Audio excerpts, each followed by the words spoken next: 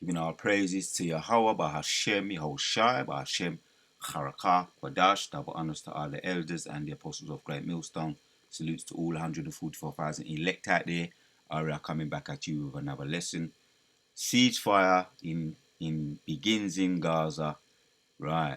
So this is that ceasefire. We're hearing about a lot about these ceasefires over there in Gaza with the Palestinians and the Israelis. No doubt we're going to hear more about this. These types of talks, treaties. So let's check out the video and then we're going to follow everything through the scriptures. Day 1 of Phase 1 of the ceasefire in Gaza. Hamas fighters across the enclave are jubilant and defiant.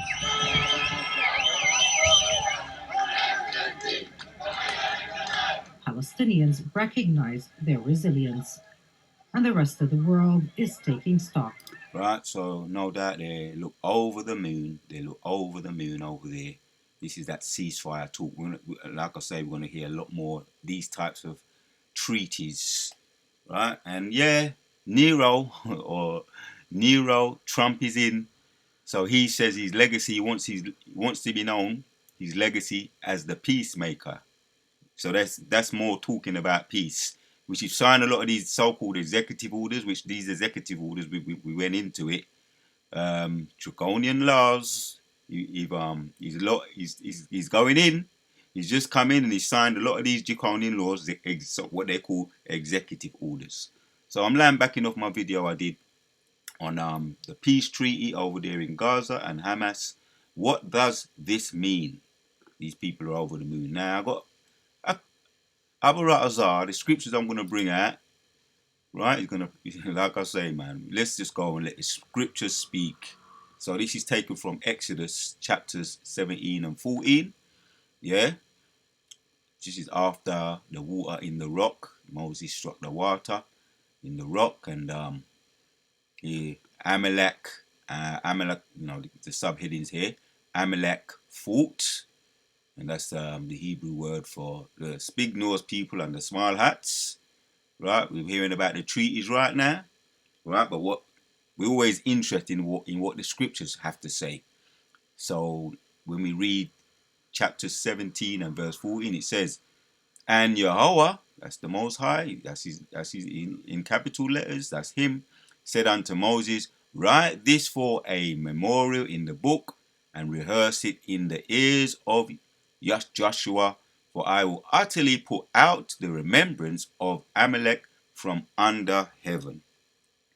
Right? So they're talking about peace treaties, right? This is talking about Amalek, right? That's the big nose people in the small hats. The big nose people with the small hats is Amalek, right? As we know it in the Hebrew. And Moses built an altar and called the name of it.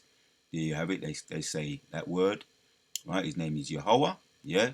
For he said, because of Yahweh have sworn that the Lord, right? That Yahweh, he said that Yahweh have sworn that Yahweh will have war with Amalek from generations to generations, right? Saying that, we have to say that with emphasis. He will have war with Amalek, right? The big nosed people with the smile hats from generations to generations. So what them people, you ain't gonna have that, right? You ain't gonna have that. Let me bring out the point I brought out. I'm gonna bring it out again in that video. Hamas peace ceasefire deal in Gaza with Hamas, right? What does this mean? I brought this out. Kamal Abdel, right? He's the Nasser. Kamal Abdel Nasser, second president of the United Arab Republic, formerly president of the Republic of Egypt, right? This goes back to the 1952. I'm bringing it out again, just to make that point with emphasis. The European claiming to be Amalekat, big hat people them with the small noses, are nothing more than Hebrew-speaking Gentiles. Yeah, see that? All right, you can do your research on it. The late president of Egypt, Gamal Abdel Nasser, started on television. Yeah, stated on television, the the Amalekite people will never be able to live here in peace. Why is that? Because you left here black, right? You left here black, but came back white. You cannot we cannot accept you, right? Now you trying to find and pull him up, because I remember you can really just pull him up straight away and get him on the Google. Now, fortunately I've got this on my phone. I've saved it on my phone, but now it's hard to get this well-known quote from Kamel Abdul, right? That's the former president of Egypt. This was a statement he made in 1952. You can't find it now. They've tried to get rid of it. they really know because they know the truth. So the Most High, let's get back to this precept. He said, yeah. He said, what did he say? Just get it again, yeah. Exodus 17 and 14. Yahweh said unto Moses, write this for a memory in the book and rehearse it in the ears of Joshua, for I will utterly put out the remembrance of Amalek from under heaven. Yeah. All right. He said, you're going what? You're going to do away with this demon talking about peace. You ain't going to, I'm going to take it from the himself is a Gentile. Kamel Abdul, himself is a Gentile, but he made the true statement right there. He said there will never be peace. You left here black, came back white. What is he talking about? We're going to go and make a point about that. So Amalek says, what did he say? He says the remembrance. He's going to wipe you out of from remembrance. So we're going to get to the word here, remembrance. The H2143, remembrance, right? Memorial remembrance. He's going to wipe you out from memory, right? And we can go into that. Abaratazar, may do another part on this. When you get into words and you get to do fact checking, it takes up a bit of time. So Abaratazar may have to go in a little bit on more to bring out more precepts on this particular point about peace, what they're talking about right now over there, right? In, as we know it, our land, right? We know that because Ezekiel goes into that. Ezekiel 36 and 24 talks about we will be replaced back in our own land. Also, he goes into that in Isaiah 60 and Isaiah 65. And ain't gonna be no we call them absconders, absconders, when they try and sneak on boats, and there ain't gonna be no absconders trying to sneak in and take back the land, right? They're gonna be totally, right? Here's the point: totally wiped out of remembrance. There ain't gonna be no absconders trying to sneak on underneath the trucks.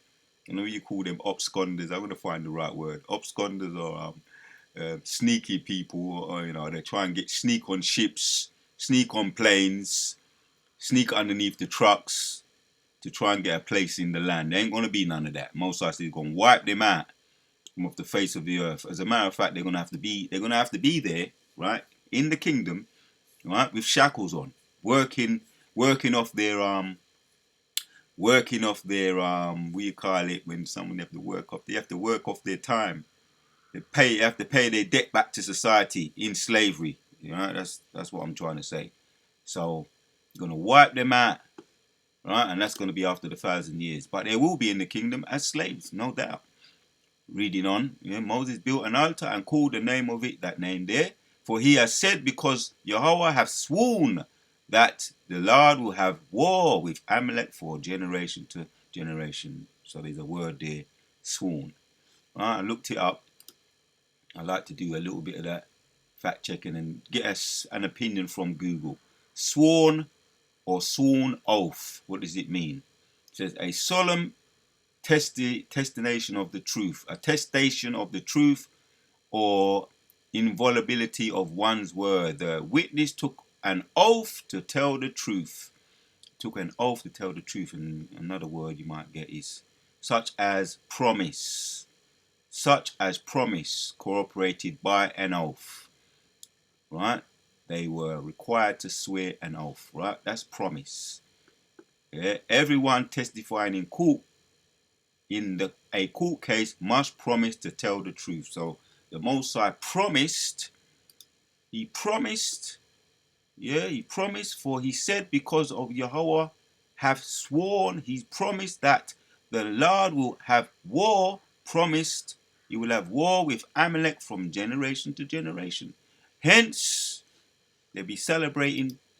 It's a premature celebration because the Most High is against them. And boy, that is one power, Yahweh, by Hashem Yoshai. You don't want him fighting against you. You do not want that. And boy, you ain't gonna see that. You ain't gonna see peace. I done make the point already, but I got some more points I want to bring out.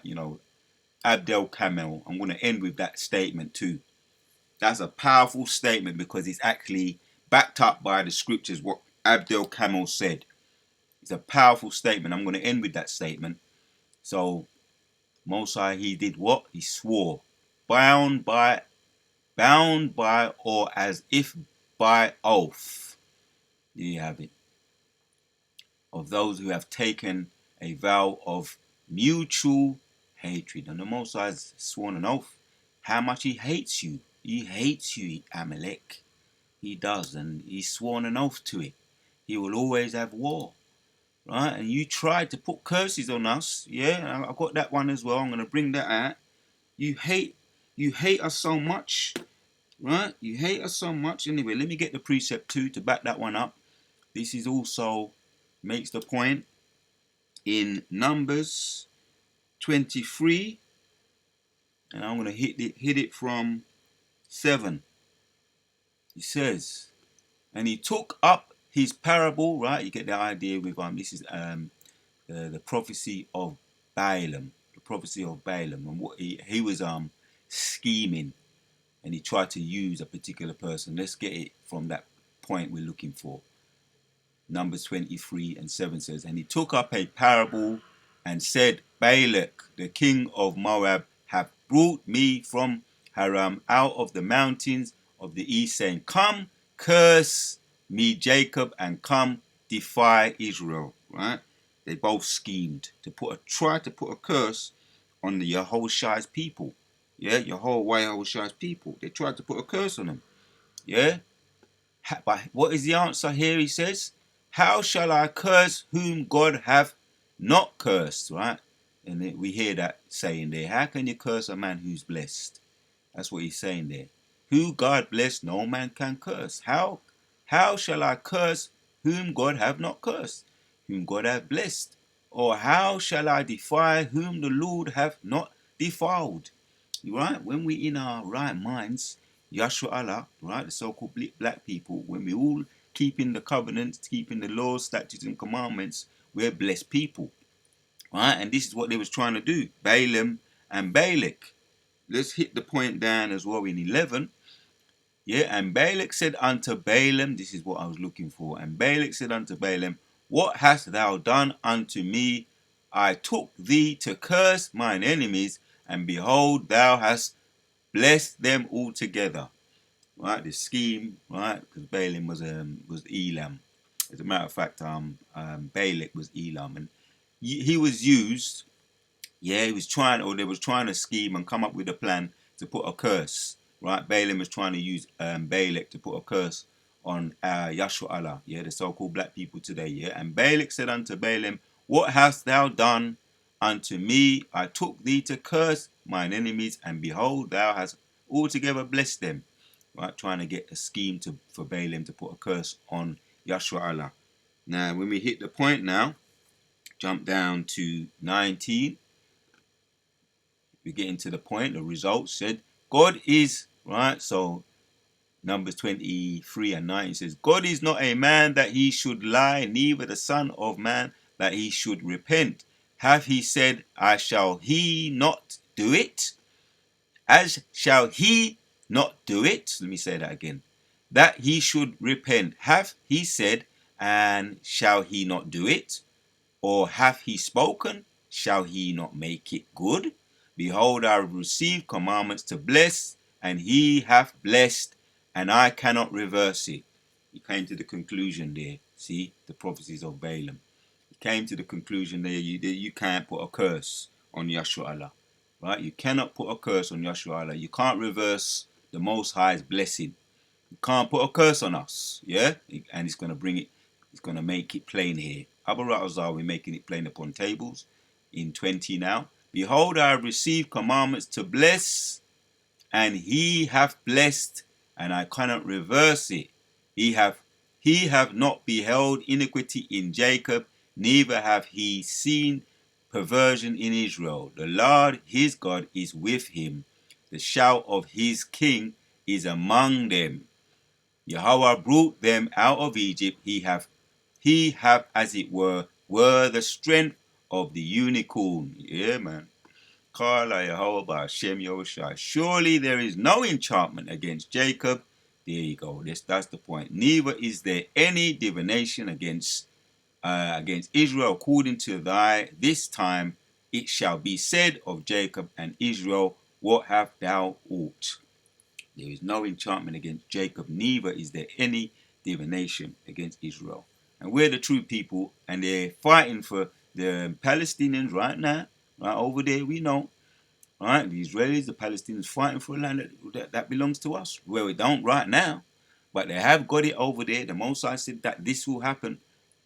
We will be Deuteronomy 28. We will be in a land that is not ours. Right, where right now we're in behind enemy lines. He goes into that in all the Deuteronomy 28 curses. We're in a land that is not ours, but you got heathens over there. Right. He's provoked us to jealousy by having those heathens over there fight. They be fighting for this. Goes back. I done the video on it yesterday, right? The so-called 1948's over there fighting for a land that don't belong to them. That is our land, and we gonna be replaced back there, pursuant to Ezekiel 36 and 24, right? Like I say, Abu Razar, we can get more into to going into this, right? As far as the point, I'm going to end with that point. I opened with it, I'm going to end with it. So to end with, was a matter of fact, to further bring on the point about the Most High said he will have war against Amalek. Let's hit this one in the prophecies from Pia, right? This is in Numbers 24, turning over the page. We're going to hit from 16. He says, he have said, which heard the words of Yahweh, I knew the knowledge of the Most High, which saw the vision of the Almighty, falling unto a trance, but having his eyes open. Right, this is what taking place right now. Right, as far as the Balaam. Right, he took up a parable and said, Balaam, the son of Beor, have said, and a man whose eyes are open have said. Right, this is the vision where the Most High put him into a trance. He have said, which heard the words of Yahweh, I know the knowledge of the Most High, which saw the vision of the Almighty falling unto a trance, but having his eyes open. I shall see him, but not now. I shall behold him, but not nigh. There shall come a star out of Jacob, and a scepter shall rise out of Israel, and shall smite the corner of Moab. Yeah, right. That's the prophecy. And destroy all the children of Seth. And Edom shall be a possession. Right. See, this is future prophecy. Right. It goes into that also in Ezekiel, also in Revelation, in Isaiah 65. It goes into that other precepts too. Yeah. Edom shall be a possession, and also in Revelations, one of my favorites, 18 and 21, when Daniel broke it down in Daniel's chapters 2 and in Daniel's chapters 7, and also John the Revelator broke it down in Revelation 18 and 21, when he saw that great millstone smashing all these other kingdoms, and our kingdom was given birth to, and it will stand as a great mountain standing forever, which represented Yahushua, which he representing our kingdom. And the saints, it says, the saints shall take the kingdom, yeah? And Edom shall be a possession, right? This is what we're talking about now. This is that prophecy, right? In so many words. Seir also shall be a possession for his enemies. Mount Seir, that is Seir, also shall be a possession for his enemies, and Israel shall do valiantly, right? That's the true people of the Lord, right? so you can understand. And out of Jacob shall come he that shall have dominion, and shall destroy him that remaineth of the city. There you have it, Akim. Right? Here's the point. Here's the kicker right here. And when he looked on Amalek, he took up his parable and said, Amalek was the first of the nations, but his latter end shall be that he perish forever. Right? He perish forever. There you have it, Akim. And now, should I look at that? Let's just check out that word. In way of reminder, we know, but we just have to get into some of these some nice words here. Right? Amalek, what did you say about Amalek? The word. Because that's a nice word. What's happening to you, Amalek? Yeah. H570. You're going to do what with you? Yeah. Perpetual. Forever. Right. You're going to do away with you forever. First, you've got to serve out your sentence back to society. Right? You've got to serve out your sentence back to society with shackles on in our kingdom. Working off your sentence. But after that, after the 1,000 years, you're going to be done away with forever. Kala Yahweh, Ba'Shem Yahushua, Ba'Shem Rakah Kodash. And when he took up his parable and said, Amalek was the first of the nations, they're the head tribe, right? As we know, they'll be doing all the dictating behind the scenes, throwing the stones and hiding their hand. We know that they have a lot of, as far as media control, right? They have media control, they have government control, what they call it, the secret societies, we know, right? We know about your secret societies, all of them, yeah, the Bilderbergs and all of you guys hiding behind the scenes. You got over there, you also got the over here in England, you got the open societies, the parliament, which is just it's just like strings. They have them as strings, puppets on the string, and then you have the shadow governments, which are the secret societies. To name a few, right? So they're the power. They are the head tribe. Amalek are the head tribe, right? They control the government, the media, as we know it, and they have a lot of properties. As far as being tenement owners, and over there in where's that place? A lot of those, even New York. If you speak to the local people in New York, they be paying their rent to Amalek, the Amalekites, and over here too. You got all these wealthy areas where Amalekite they be living there. Understand? You know what I'm saying? So yeah, they're the head tribe. Yeah. So he took up. That's the point. The nation, but his latter end shall be that he shall perish forever. He took up his parable and said, Amalek was the first of the nations, but his latter end shall be that he shall perish forever. There you have it, man. So I'm going to I opened with it, but this is the point. This is a beautiful statement by Abdul Nasser, second president of the nation, of the United Arab Republic, right? Formerly president of the Republic of Egypt. What did he say? The Europeans claiming to be big hat people with the small noses, nothing more than Hebrew-speaking Gentiles. Yeah, why did he say that? Because the late president of Egypt, Gamal Abdel Nasser, started on the television because it was mainstream. In 1952, it was mainstream. Started on television. You, the Amalekite people, them, will never be able to live here in peace because you left here black but came back white. Right? Hence, the scriptures don't back that up. You understand? The true people that are allowed, right? You would never experience Deuteronomy 28, just like we have. Like I say, you are the shadow government. You control the media. You control a lot of outlets right now, and land. You own the land. The scriptures tell us that we will be a stranger in our own land, and the Gentiles will be living over there temporarily, though. So you will never have peace, right? And this was a statement by a well-known president, Gamal Abdel Nasser. He tried to take it down off Google, but we got all the evidence, right? We got the evidence. So you will never have peace. I'm going to entirely something to that effect. This is a fraud. The water y'all by Shimmer Sharp putting the spirit on me once again to do this video. So this is a fraud. So until the next one, we out. Day 1 of Phase 1 of the ceasefire in Gaza. Hamas fighters across the enclave are jubilant and defiant. Yeah, we will never have peace. This is a fake. But it's prophecy. Kala Yehovah by Hashem Shai. The water until the next one, we out.